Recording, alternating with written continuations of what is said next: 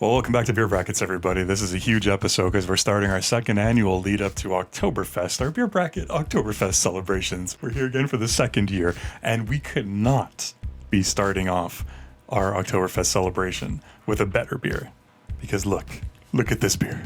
Look at this wonderful, delicious beer that we've got today to review. My friend, the Hofbräu Dunkel.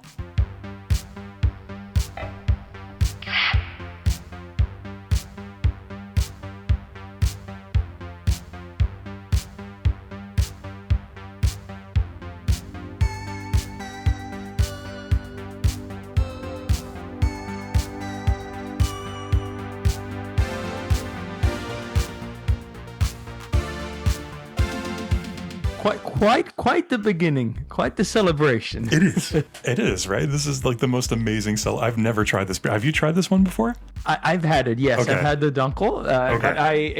It's not one that I find like easily often. I think it's been at least a couple of years since I've had it, so I'm very, very excited. Couple of years, so those beer memories are faint and in the distance, and then they're not fresh beer memories. So this is good. This is good. Yeah, so last year, you might, if you haven't seen it, I'll put a link down below. We reviewed the Hofbräu Original as well as the Hofbräu Oktoberfest. So this kind of completes our series on their main line of beers. The Dunkel is actually considered to be the original, right? Or one of the original Munich beers. This was the first beer that was kind of mass produced by Hofbräu and was the first beer served in the Hofbräuhaus. Seen there on the label there, the traditional spot for celebrating Oktoberfest down in Munich. So this is a special Oktoberfest beer. We've obviously reviewed Dunkels on the channel before. If you had to just give somebody a quick explanation or definition of what a Dunkel is, what would you tell them? First of all, Dunkel, it means dark in German. So it usually refers to beers that have in color, have a darker coloration compared to the regular more pale versions of lagers that we might be used to.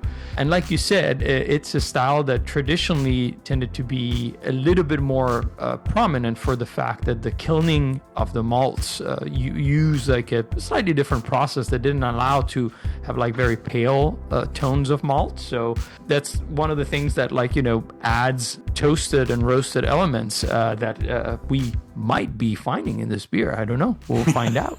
We might be finding some toasted roasted elements. I've been holding on to this beer for weeks. I saw it in one of the liquor stores here a couple of weeks ago, picked up a couple of bottles of it. I've just been holding on to it, not trying it, just waiting for this review to experience it for the first time.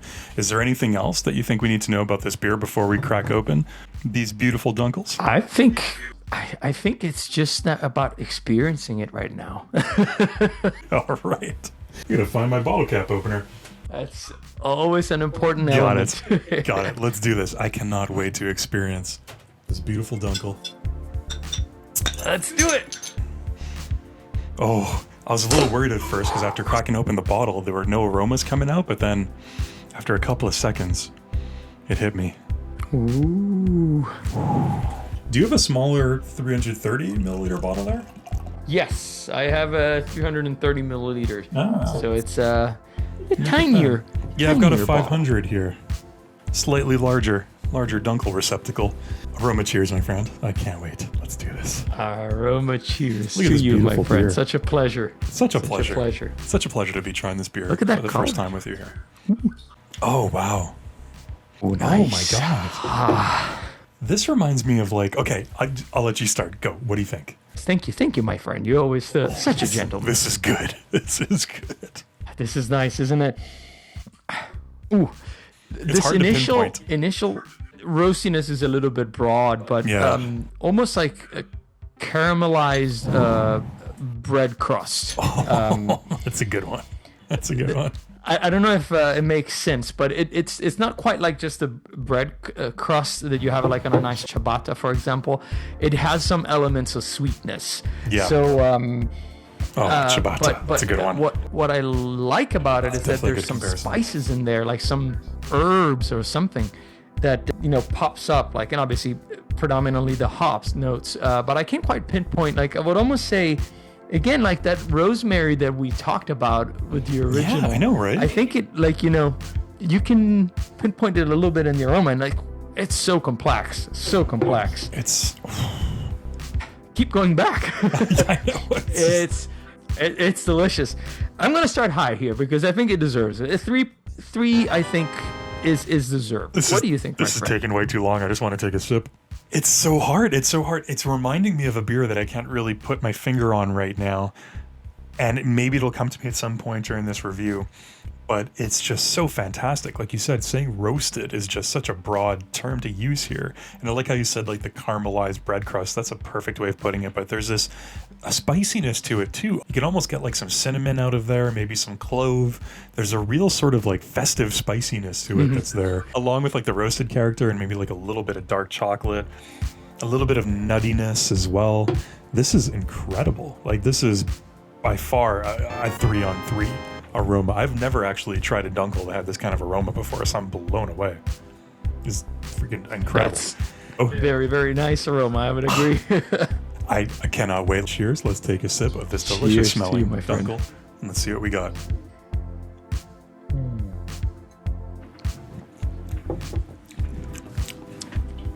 Ooh, oh, nice. Wow. That's so nice. That was not what I was expecting at all. I'm struggling with a beer memory here, man. I got to open up with you about something. I can't remember. It's reminding me of a beer, and I don't know what beer, but there's a beer that this is just so similar to, and it's going to come to me at some point during this review, and I'm just going to yell it out. But I'll let you go. I'll let you start. What do you think? It will be a beer epiphany. I know. A beer epiphany. Yeah, when you can think about it. But taste. Let's where to start? My God. You get that beautiful sweetness initially. That bready, almost like toasted bread with a little bit of sweetness on. Then you have those spiciness elements. I like how you describe like those clove notes. But for me, the element that is most prominent on the taste is this very specific, and I don't know, I just like painted this picture in my head of walnut. Because I almost when you said take a bite before. I almost did. It has this like very distinct bitterness. Very distinct bitterness that, and I don't want to get too much into the finish, but it lingers a little bit in a very pleasant and light way. Oh, this is a good beer. So It's gonna sit and drink this so beer. delicious. I can't but still stay with the 3 here. Like it's very, very nice. Like I quite like it. What do you think, my friend? I was so thrown off by the taste. You saw my reaction. Just wasn't what I was expecting. Every Dunkel I've had, this is very kind of heavy on the roasted malts on the flavor. And this was just, it took like the uniqueness of the aroma and just duplicated it and just expanded on that. And there's so many tastes that you get here that were just not expected at all. I had to take another sip here in just a second. I'm just having trouble like analyzing this and breaking it down. It's encouraged. It is encouraging. You're right. I mean, obviously those dark toasted malts are the base, being a Dunkel. And then there's this, I love walnut. That's the perfect descriptor because there's a bit of sourness there. There is a little bit of sourness. It's almost like not as far, obviously, in this direction, but I'm getting little hints of the Duchess in the background, like almost like a, like that balsamic sort of really savory, almost like chocolatey kind of sour flavor, but not so much that it would be like an overpowering kind of sour, but I'm getting a little bit of Duchess in there, which is very welcome. It adds a really interesting, complex layer to what you would expect a Dunkel to be. So it's a 3 on 3 for me too, all the way. This is amazing. You know what we got to do? It's mouthfeel time, buddy. Let's do a refresher. There it is. It's time. Oh, this beer is great. Okay, let me know. What do you think? Nice carbonation. It lingers nice. on the tongue like in a very pleasant way. Is not overly oily, sticky, even considering the amount of roasted elements that it has. I will say, and this might be just like version that I'm having. Like I can't imagine this on tap. Must be something incredible. But yeah, I could almost like prefer a slight more carbonation. Like as you see here, like I've refreshed it, but it's almost gone instantly. So I think, and this might, again, like just because it might be the version we're having, but a 2.5, yeah, I hate to do it, but a 2.5 I think here is where I would land, because missing carbonation is bringing it down a notch for me. What do you think, my friend? Especially because, we had the Erdinger Dunkel kind of recently filming that Erdinger Dunkel Guinness battle, and with the high level of carbonation on the Erdinger Dunkel, having this one in comparison, it's definitely takes it down a notch. This beer is really hard to pinpoint for me because it's actually, it's like something, it's very unique. It's like something I haven't really had before, where all these different characteristics are coming together in this really, really fun, unique way. There's this really like a strong initial burst of carbonation when you take a sip, and then that's gone really quickly. And then it's very watery after that. There isn't much else. There isn't much, there's no like slight acidity or bitterness. There's no oiliness or stickiness, like you said. There's just kind of nothing. So yeah, the mouthfeel is definitely probably, I would say, the weakest aspect of this beer. Not to say it's bad, just there's just nothing too interesting there, and it just feels a little bit lacking. So I would actually go 2. I think 2 on 3 for mouthfeel for me. But now, the finish, because this beer is just all about the finish. Please go nuts. It really is. It get really comfortable is. because this is going to be a good one. Let me know what you think.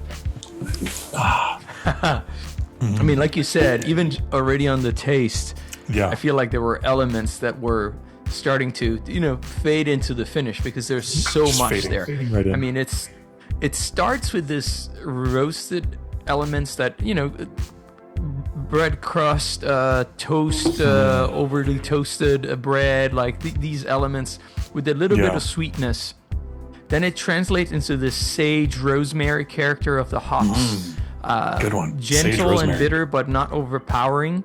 Yeah. And then you have, to me, this walnut is really the surprise because I didn't quite got it on the nose, on the aroma, but as soon as I took a sip, and especially more on the finish, it's really prominent, but it lingers with all the other elements in a very pleasant and interesting way. So it's having a little beer get together with all the other elements. Exactly. Is that like famous, like the binding element? That's exactly. That's what it is for me here. So 3 on 3 for me here is well deserved. The carbonation, in my opinion, was brought it down a little bit, but the finish, it's well deserved 3 on 3. What do you think, my friend?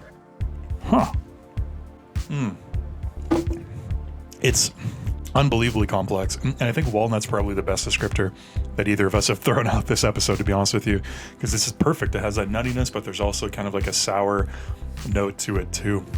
The finish is kind of really, I find, really unexpectedly bitter. A little bit of like sipping a black coffee, that kind of bitterness.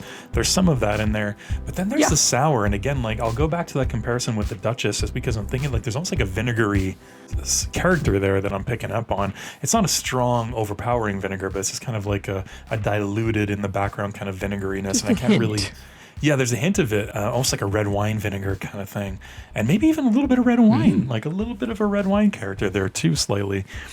It's really interesting. It's fascinating. The first sip I took, like all I could think about was the finish more so than the taste. Is it like approaching a 3 for me? I think I'm going to stick with a 2 on the finish, because even though it's really interesting, it's just not necessarily 100% to my taste for this style of beer. But it makes for something very unique. So now we come down to the overall beer experience with all the intangibles join into play.